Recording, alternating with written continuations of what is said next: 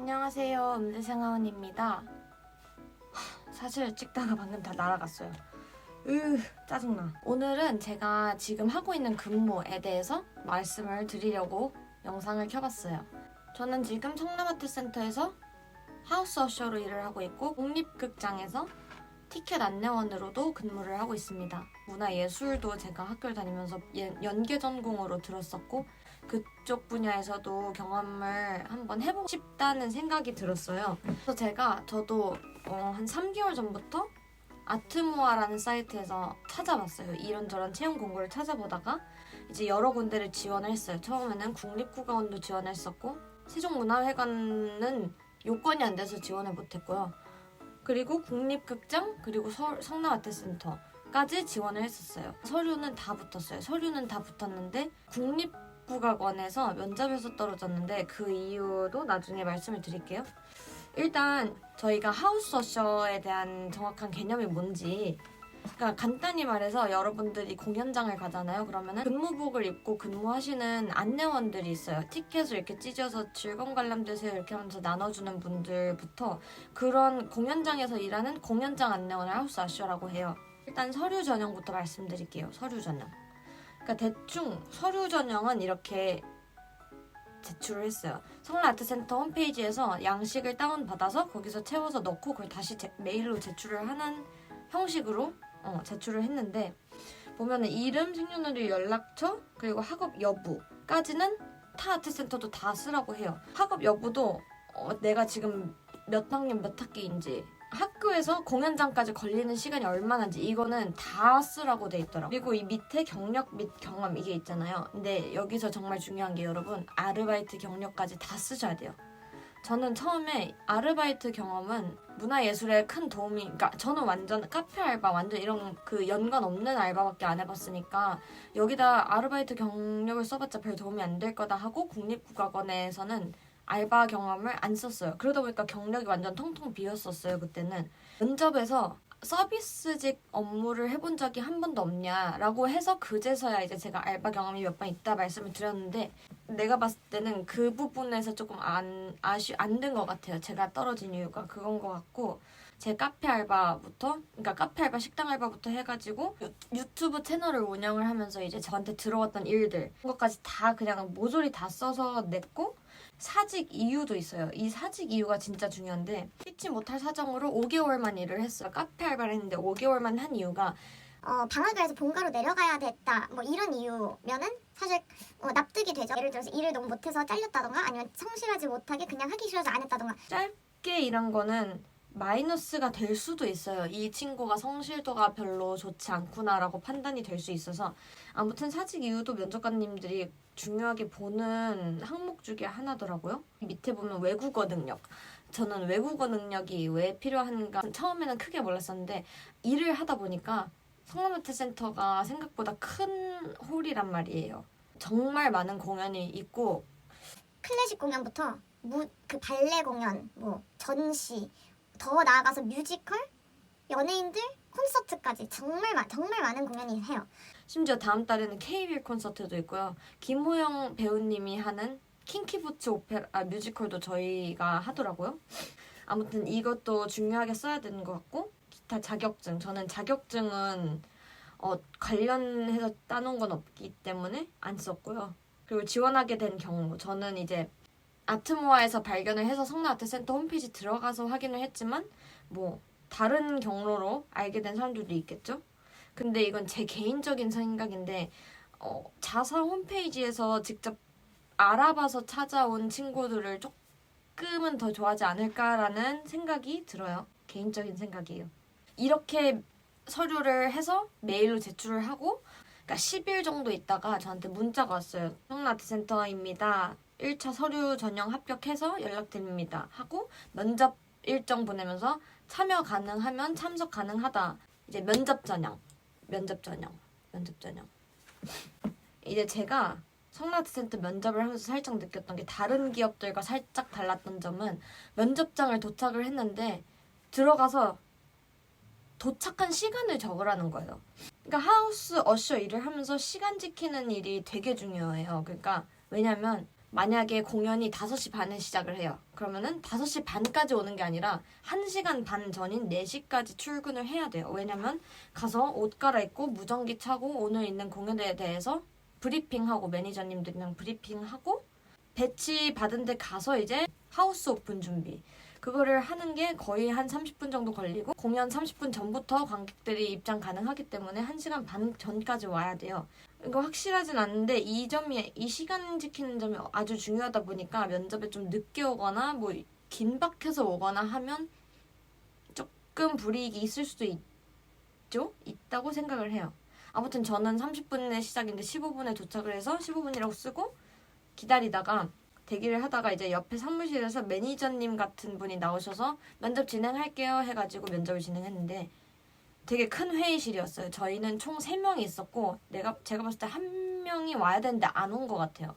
1명이 안 오고 3명이 들어갔어요. 디귿자 같이 생긴 테이블이 있었는데 면접관 3명, 저희 면접생들 3명 이렇게 3대 3이었고 중간에 한 분 앉아 계셨고요. 1분 동안 자기소개를 해봐라. 이게 모든 홀드의 공통 질문이더라고요. 저 국립국악원 갔을 때도 그렇고 국립극장 갔을 때도 그렇고 무조건 첫 번째 질문은 자기소개 1분 간단하게 편하게 얘기해주세요. 이렇게 면접관님이 얘기를 해요.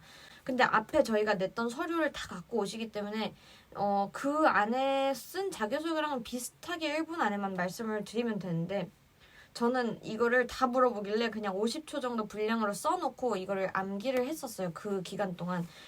이런 거를 먼저 얘기를 했어요. 내가 이 공연장 안내원 경험을 해본 적은 없지만 일상생활에서 비슷한 일들을 여러 번 해본 적이 있다. 그리고 주변에 음악하는 사람들이 많아서 눈으로 그걸 많이 봐왔기에 이 일이 어떻게 진행되는지를 알고 있다. 이렇게 대충 얘기를 했었고요.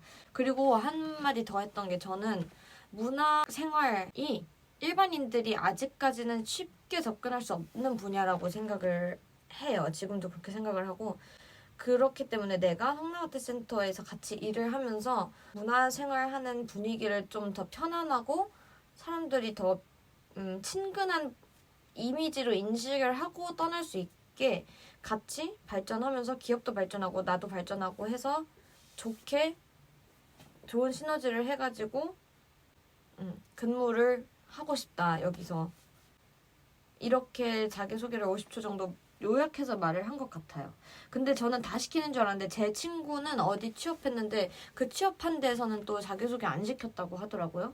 그래도 1분 정도씩 암기를 해놓는 건 추천해요. 다음 질문이 저였어요. 클래식 전공을 했다고 하는데 클래식 말고도 내가 좋아하는 장르가 있냐?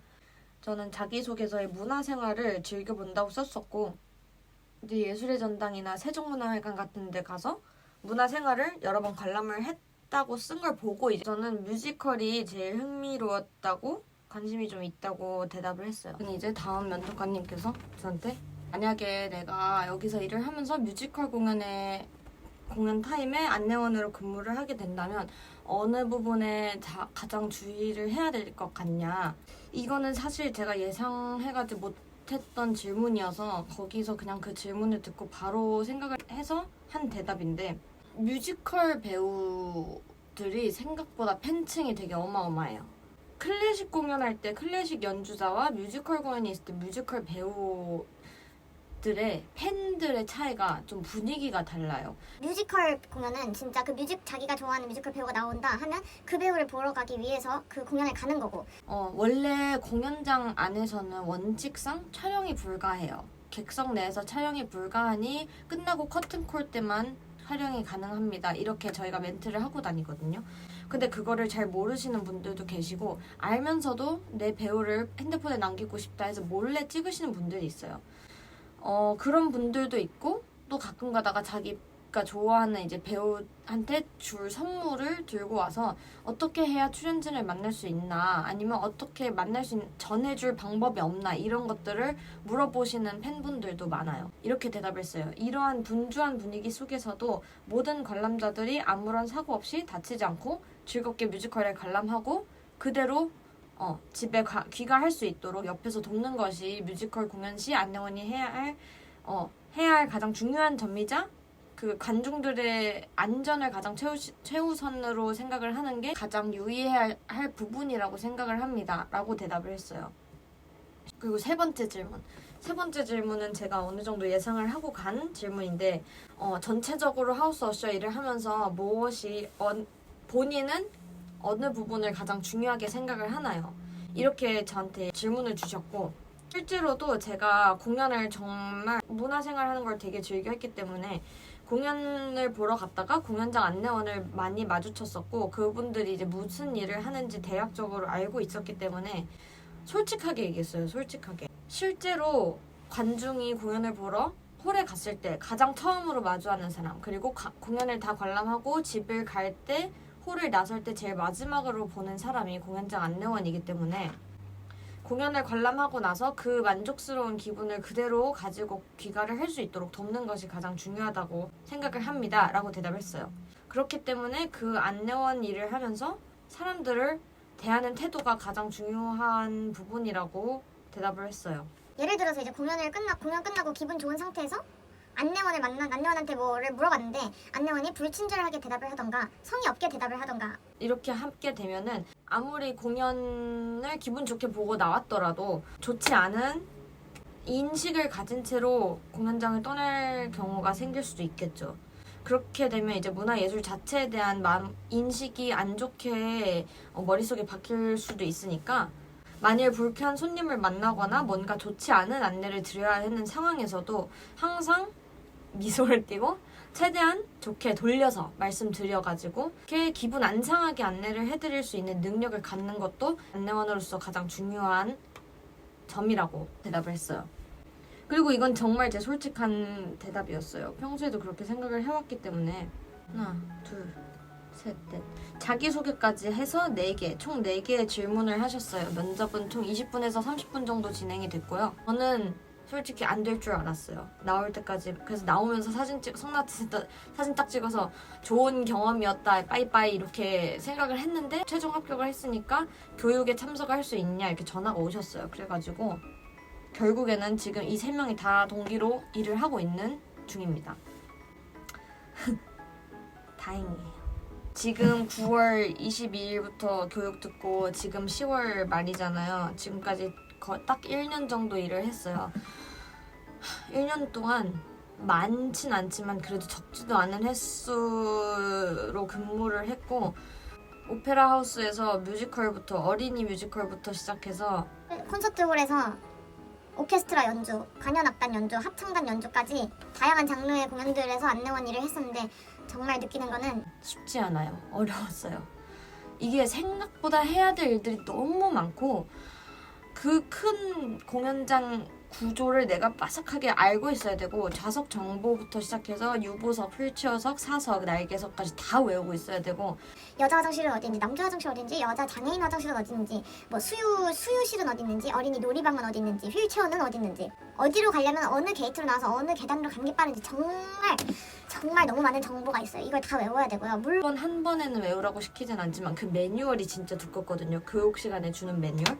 그거를 숙지를 해놔야 돼요. 아무튼 간에 공연장 안내원분들께 여러분 정말 잘해주셔야 됩니다. 성남아트 센터에 공연을 보러 와서 만약에 저가 있으면 아는 척은 이번에 성남아트 센터랑 국립극장 공연장 안내원 서류랑 면접 준비하면서 네이버랑 유튜브에 정보를 막 찾아봤었어요. 근데 생각보다 이 정보를 적어 놓으신 분들이나 기록해 주신 분들이 없었고 그래서 살짝 힘들었는데 그래도 제가 잘 붙었으니까 제 경험을 토대로 이제 이렇게 영상이나 글을 올려놓은 거를 보고 앞으로 공연장 안내원 하우스 아시아 일을 지원을 하시는 분들이 유튜브에서 제 영상을 잘 찾아서 보시고 도움이 되셨으면 좋겠어요. 이메일이나 뭐 메일이나 정말 저 유튜브 채널 정보 들어가면 제 연락처 다 남겨놨으니까 물론 핸드폰 번호는 아니고요. 다 연락할 수 있는 방법이 다 있으니까 저에게 아무 때나 문의를 주시면 제가 성의 있게 답변을 해드릴게요. 그러면은 오늘은 여기서 영상을 마치고요. 다음번에는 국립극장에 대한 얘기 그리고 제가 하나 말씀드릴 게 있는데 제가 유튜브 콘텐츠를 뭐가 좋을까 생각을 하다가 저도 음악사가 너무 약해요. 서양 음악사를 학교에서 배웠는데 너무 약해서 제가 학교에서 배운 거랑 또 따로 공부를 하면서 적어둔 거를 토대로 시간별로 음악사에 대해서 쉽게 5분 내로 딱 요점만 해서 영상을 한번 찍어보는 컨텐츠를 만들어 보려고 해요. 그래서 그것도 앞으로 시작될 거니까 알림 설정 해주시고요. 항상 영상 올라오면은 댓글이랑 좋아요 눌러주시면 감사하겠습니다. 그러면은 다음번에 또 좋은 영상으로 올게요. 안녕. 안녕.